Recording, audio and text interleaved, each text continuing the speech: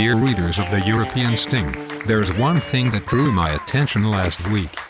The back-to-back harsh international criticism over the European economic policy. It seems that last week there were 3 dartboards on the wall of judgment. Each one had a featured photo of the most powerful EU leaders.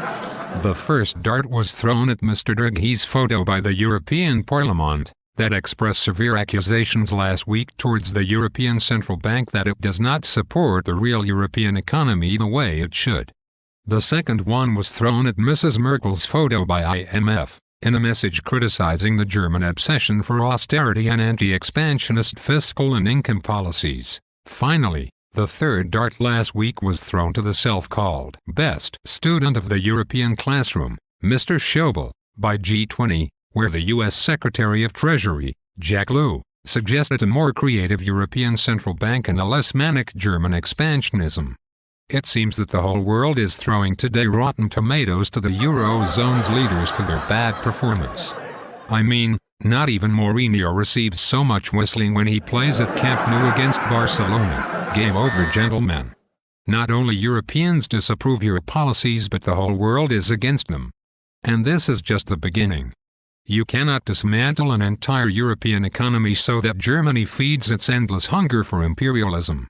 It is unbelievable to watch, during the G20, finance ministers and central bank governors meeting, the remarkable driving growth that the developing Asian countries are making, to see positive signs even by economies in crisis, like US and Japan, whereas Europe is the absolute black sheep. IMF predicts 0.3% retreat of Eurozone's economy this year. Well done, people. The big question is, when will the austerity lovers finally retreat? Don't you know how to lose, you opportunist carnivore technocrats? Guess what? There are no more cherries to pick from the southern basket. Just cucumbers. As IMF and participants in G20 agree, the next coming years in Eurozone will be dreadful. Recession, shrinkage of the markets of the Troika chosen ones, and loads of unemployment. By the way, EU average unemployment will soon surpass 12%.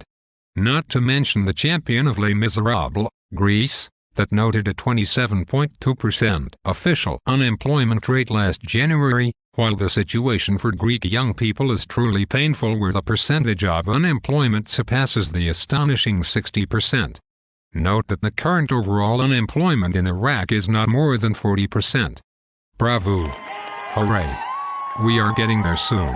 The reason for this European misery is that Angela was taking a stroll in the field with her green dress, when she thought she had found the southern chicken that made golden eggs without the need to be fed. Well, she was entirely wrong. The whole world last week blamed the austerity policies openly. But she was too proud to say sorry like the IMF recently did for the bad estimations of the Greek crisis. However, I am sure the current German leadership, that is powerful enough to make grandmothers in Lisbon commit suicide, because they cannot pay the electricity anymore, will be forced to apologize to the German people next autumn, during the German elections. Germans are not stupid at all. They can see how detrimental the stance of their political leaders is for the European Union, and they know very well that without a course they cannot play football. I hope and pray that democratic procedures will send home all those arrogant technocrats that are responsible for the international humiliation that Europe is suffering today. In democracies there are no dead ends. This European ship is bound to turn to the right direction, once the people of Europe throw in the sea the pirates of the Mediterranean. Until next week, join the hive.